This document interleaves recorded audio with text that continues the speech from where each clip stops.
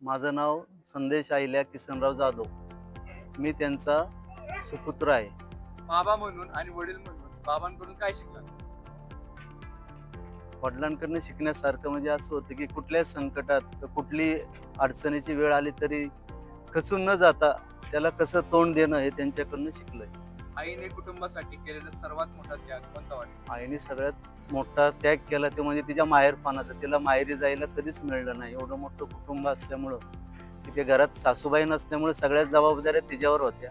आणि त्यात परत आम्ही 6 भावंडं, परत 2-3 भाचे, त्यांचे 1 भाची आणि 2 भाचे, त्यांचं सगळं संगोपन तिनेच केलेलं आहे. त्यांच्या आयुष्यातील संघर्षातून आपण काय शिकलो? तर संघर्षातून त्यांचं पाहिलं तर त्यांनी खूप हालात दिवस काढलेले. जसं शिक्षण संपलं, ITI केलं, तसं ते नोकरीला लागले.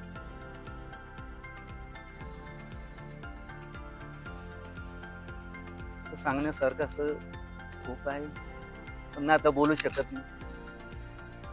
नमस्कार, मी मनीषा लक्ष्मण खोपडे, किसनराव जाधव यांची थोरली कन्या. आईच्या हातचं तुमचं आवडतं जेवण कोणतं? मासवडी आमची आई खूप छान, एक चांगल्या प्रकारे मासवडी इतकी छान करते. ती आमच्या घरी आली तरी मी 2-4 वेळा तिच्याकडनं करायचा शिकायचा प्रयत्न केला, तिच्यासारखं केली, पण जी आईच्या हाताला चव आहे ती आम्हाला जमली नाही. आईच्या हातची मासवडी, पुरणपोळी ही खूप म्हणजे खूप छान असते. त्याला कुणाचे सर येत नाहीये. त्यांच्या आयुष्यातील संघर्षातून आपण काय शिकलो?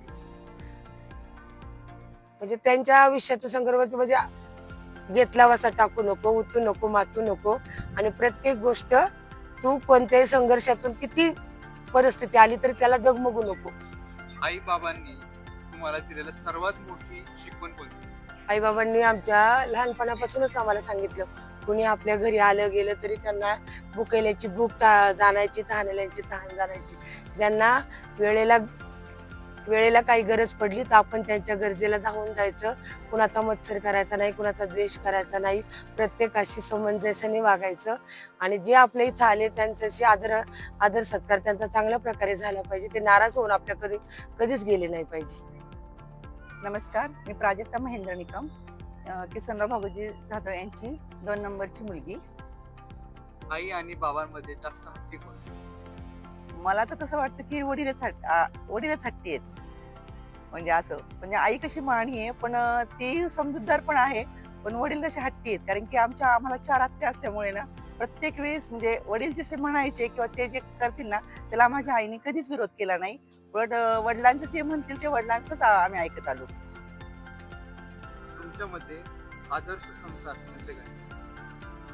एकमेकांना सुखदुःखामध्ये साथ देऊन एकमेकांचा म्हणजे म्हणतात ना, विचार वगैरे करून जो संसार त्यांनी केला, तेच मला असं वाटतं की आदर्श संसाराचीच हे एक. त्यांच्या आयुष्यातील संघर्षातून आपण काय शिकलो? त्यांच्या संघर्षातून असं शिकलो की की कितीही संकट येऊ दे किंवा काही होऊ दे, आपण स्वतःचा मनोधैर्य खचून द्यायचं नाही, आणि आपली जी प्रत्येक प्रॉब्लेम्सला आपण म्हणजे त्याला तोंड द्यायचं आणि आपलं. नमस्कार, मी सुवर्णा अजय महाले, आई मामांची तृतीय कन्या, आणि सगळ्यांच्या लाडाने मला सगळेजण बाई मानतात. घरात सगळ्यांना एकत्र बांधून ठेवण्याचं श्रेय कोणाला जास्त वाटतं? तसं पर्टिक्युलर दोघांचं असं एकाच नाही सांगता येणार. दोघंही तसं बांधून ठेवणारच आहेत. म्हणजे कधी आईच्याकडनं होतं तर कधी मामांच्याकडनं होतं. म्हणजे दोघंही सगळ्यांना बांधूनच ठेवतात. मग ते कोणीही असू दे, येणारे पाहुणे असू दे, आम्ही मुली असू दे, त्यांच्या बहिणी असू दे, त्यांनी सगळ्यांना एकत्र बांधूनच ठेवलेलं. आई बाबामध्ये एखादा गोड प्रसंग? गोड प्रसंग म्हणजे आत्ताच्या सिच्युएशन मधला सांगते. आधी तर आम्ही त्यांची कधी भांडणं बघितली नाही, पण आता तर सध्या दोघं सारखी लुटुपुटीची भांडणं चालू असतात. मामासारखी आईला म्हणत असतात, चालत नाही, व्यायाम करत नाही, एका जागेवरच बसती, तिला चालायला नको. पण त्यांना त्याच्यातनं असंच वाटत असतं की तिला शुगर आहे, तिने चाललं पाहिजे.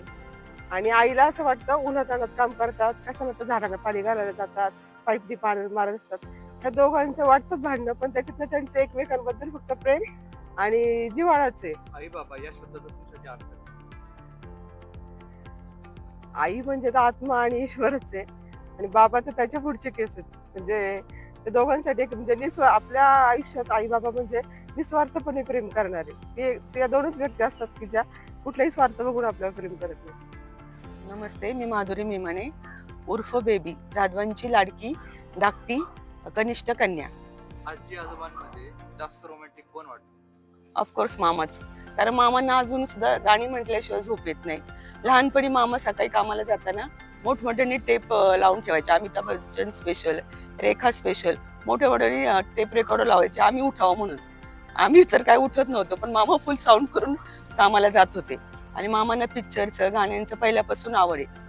त्या विरोधात आईला कधीच गाणी आम्ही गुणगुणत ऐकले नाही, पण मामांचे नेहमी गाणे त्यांच्या तोंडात गुणगुण करताना ऐकलेले. आयुष्यात त्यांचा सर्वात मोठा प्रभाव काय आहे? माझा म्हणजे त्यांचे पुण्य हेच माझ्यासाठी खूप माझ्या आजारपणात उपयोगी आलेत. आज त्यांच्या पुण्यामुळे मी आज इथं तुमच्या सगळ्यांच्या समोर उभी आहे. आणि शेवटी आई वडील म्हणून त्यांनी मला जो आधार दिला आहे, असाच आधार कायम मिळत राहावा एवढीच माझी इच्छा आहे. त्यांच्या आयुष्यातील संघर्षातून आपण काय शिकतो? हेच की कुठली परिस्थिती आली तर त्याला घाबरायचं नाही, प्रत्येक परिस्थितीला तोंड द्यायचं. आणि आज मी तोच गुण त्यांच्यातून घेतलेला आहे. कितीही काही वादळ येऊन दे, फक्त भक्कम उभं राहायचं. कारण आपण जे पुण्य केलेलं असतं तेच आपल्या पुढे येतं. आणि हे आई वडिलांचेच पुण्य आम्हाला लाभलेत.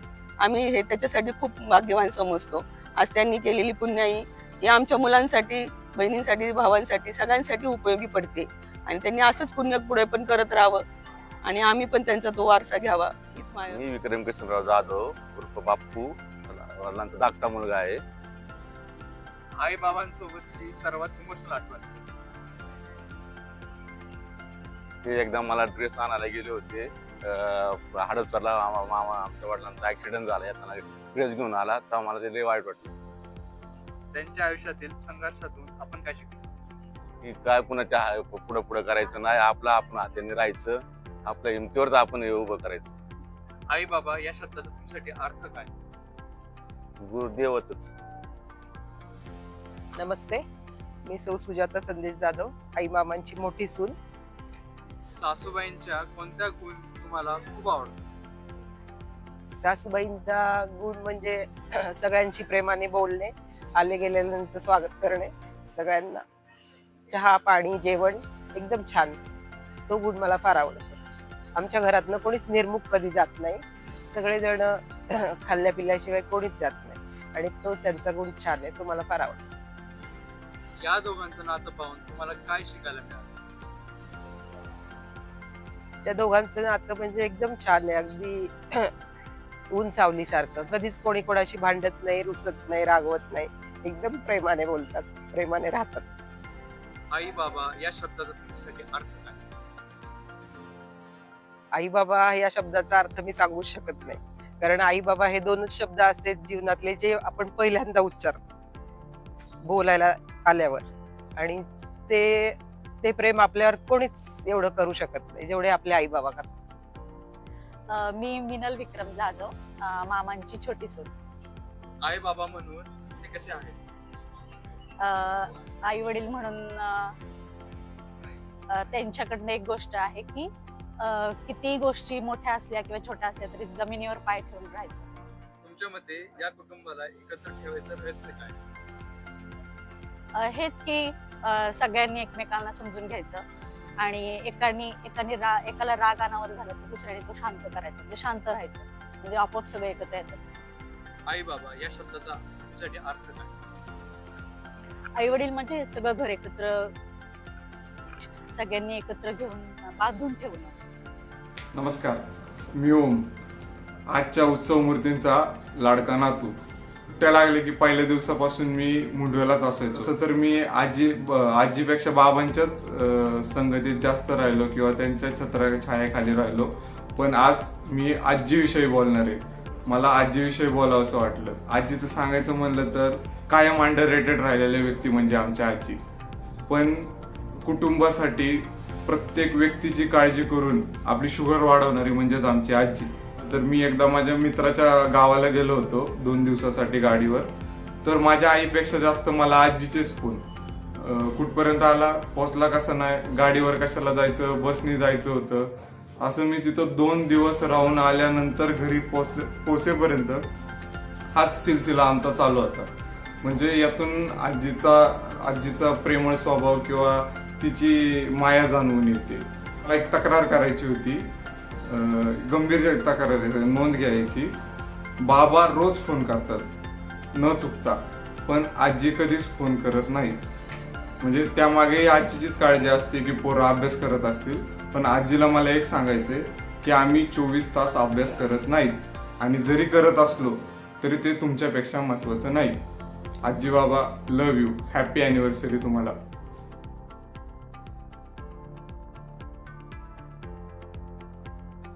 हॅलो, हॅपी अॅनिव्हर्सरी आजी बाबा. Miss you. बाबांपासून स्टार्ट करते.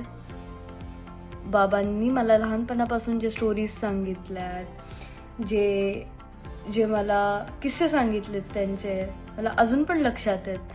त्यांचे स्कूलचे किस्से, कॉलेजचे किस्से, त्याच्यानंतर त्यांना जे काही मी शेअर करते की ह्या कंट्रीमध्ये हे चालू आहे, मला हे करायचं आहे, त्यांना सगळ्या गोष्टींची माहिती आहे. मी खूप मिस करते बाबांना.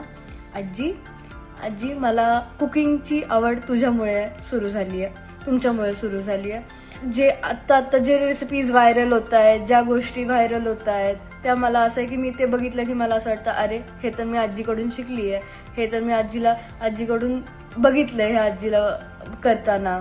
ह्या दिवशी मी तुमच्याबरोबर आत्ता नाही येऊ शकत, पण मी लवकरच येईल आणि मग आपण सगळे एकत्र एक मस्त काहीतरी प्लॅन करू आणि मस्त आपण एक सेलिब्रेट करू. पण सगळ्यांना मिस करते मी. Bye bye.